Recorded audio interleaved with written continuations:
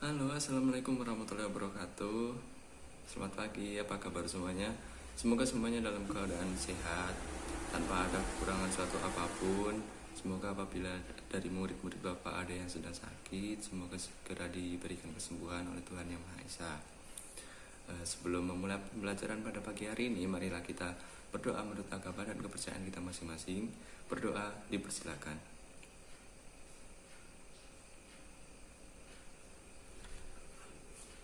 Amin. Berdoa selesai.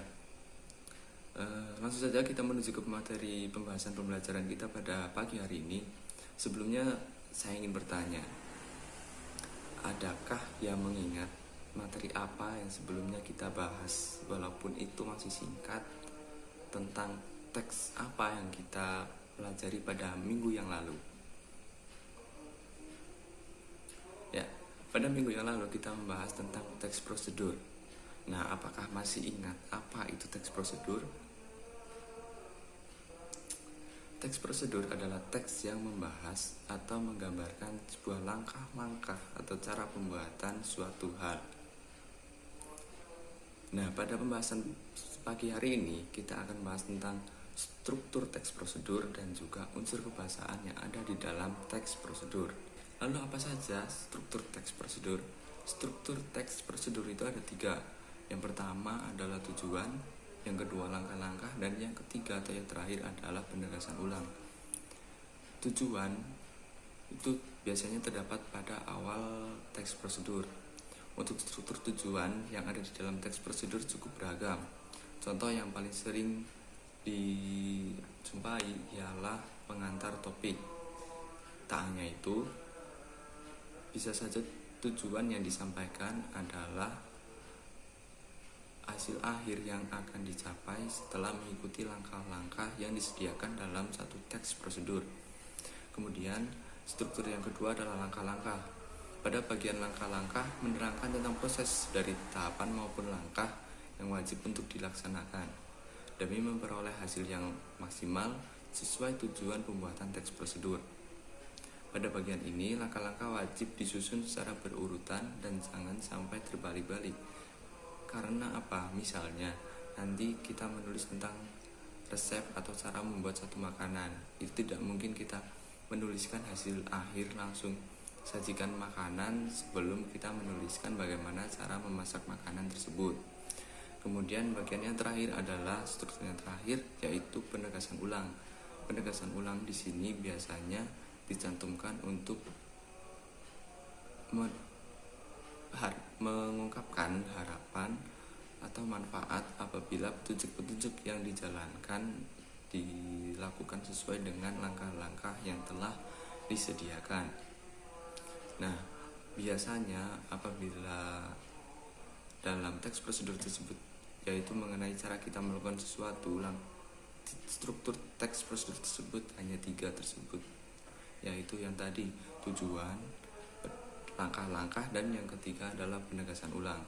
Sementara apabila kita membuat tentang cara membuat makanan atau cara memasak makanan, itu nanti ada tambahan yaitu mengenai alat atau bahan.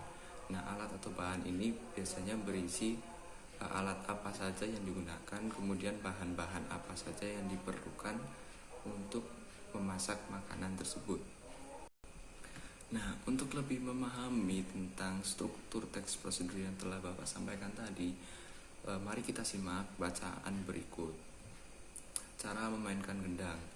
Alat musik gendang ini adalah alat musik tradisional atau biasa juga disebut juga dengan gendang, dan merupakan alat musik yang dimainkan dengan cara dipukul pada bagian membran atau gendangnya. Alat musik ini biasa dimainkan dengan tangan atau bisa juga digunakan alat memukul untuk membunyikan alat musik tersebut. Adapun beberapa tips belajar cara memainkan alat musik gendang yang satu ini adalah dengan cara berikut. 1. Hal pertama yang harus kita lakukan dalam bermain alat musik gendang adalah dengan meletakkan tangan kanan di bagian gendang yang berukuran kecil, sedangkan tangan kiri diletakkan di bagian gendang yang berukuran lebih besar. Buat senyaman mungkin dan jangan terlalu tegang atau ragu karena dapat mempengaruhi dalam permainan Anda sendiri. Yang kedua, untuk tangan yang bagian kanan, cara memukulnya lebih menggunakan jari telunjuk dan jari manis di bagian badan gendang. Buatlah ketukan sesuai dengan lagu yang dimainkan. Untuk mengetahui sebuah ketukan di dalam lagu, hal yang harus dilakukan adalah dengan menghayati terlebih dahulu dan mengingat ketukan tersebut, lalu menuangkannya dalam permainan yang Anda mainkan sendiri. Yang ketiga, untuk tangan yang bagian kiri, cara memukulnya pun berbeda. Memukulnya dengan menggunakan ujung jari, telunjuk, dan jari manis. Diikuti menggunakan tangan bagian dalam sebagai perpaduan musik yang Anda mainkan. Dengan memainkan alat musik tradisional, kita bisa melestarikan pemberian nenek moyang kita. Nah, dari cara memainkan gendang atau teks prosedur cara memainkan gendang, dapat kita tangkap atau dapat kita ketahui struktur teks prosedur yang telah Bapak sampaikan sebelumnya, yaitu pada paragraf pertama, yaitu menerangkan atau merupakan bagian tujuan. Kemudian dilanjutkan dari paragraf 2 hingga paragraf ke-5 itu merupakan bagian langkah-langkah, dan paragraf terakhir itu adalah bagian penegasan ulang. Nah, untuk lebih memahami lagi, silahkan dibaca teks prosedur, yaitu cara membuat kue klepon.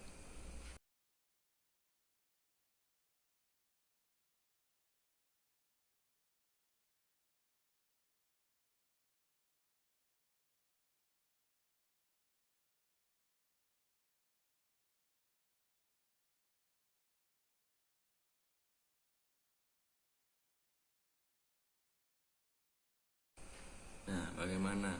Apakah menemukan perbedaan dari cara memainkan gendang dan teks prosedur cara membuat klepon tersebut? Nah, di sini terdapat perbedaan di antara teks prosedur cara memainkan gendang dan teks prosedur cara membuat kue klepon, yaitu terletak pada tambahan, yaitu bahan. Seperti yang Bapak sampaikan tadi, apabila mungkin dalam teks prosedur cara melakukan sesuatu hanya terdapat bagian tujuan, langkah-langkah, dan penegasan ulang. Sedangkan pada teks prosedur cara membuat kue klepon terdapat tambahan, yaitu bahan, sehingga struktur teks prosedur yaitu yang pertama adalah tujuan, yaitu merupakan paragraf 1 dan 2. Kemudian ada bahan, yaitu pada paragraf ke-3, dan yang selanjutnya adalah langkah-langkah atau cara membuat yang ada pada paragraf keempat, dan juga paragraf terakhir yang merupakan bagian penegasan ulang. Nah, bagaimana setelah membahas struktur teks prosedur, apakah bisa dipahami? Kalau belum bisa dipahami, silakan bisa diulang lagi video yang Bapak sampaikan sebelumnya. Lanjut, kita akan membahas tentang unsur kebahasaan yang ada di dalam teks prosedur. Unsur kebahasaan yang terdapat dalam teks prosedur yang pertama adalah 1. Banyak menggunakan kata kerja atau perintah, atau biasa disebut juga dengan kalimat imperatif. Kata kerja imperatif dibentuk dengan akhiran kan, i, dan partikel lah. Ciri-ciri kalimat imperatif adalah berisikan perintah, imbauan atau larangan, serta diakhiri dengan tanda seru di kalimat akhir. Kemudian yang kedua adalah banyak menggunakan kata-kata teknis yang berkaitan dengan topik yang dibahas. Kata teknis adalah kata-kata yang memiliki makna khusus pada suatu bidang keahlian. Makna dari kata teknis ini adalah makna leksikal atau makna kamus. Apabila teks tersebut berkenaan dengan masalah komunikasi, akan digunakan istilah-istilah komunikasi seperti tanya jawab, kontak mata, pewawancara, verbal, nonverbal, bahasa tubuh, dan negosiasi. Kemudian unsur kebahasaan yang ketiga adalah banyak menggunakan konjungsi dan partikel yang bermakna penambahan.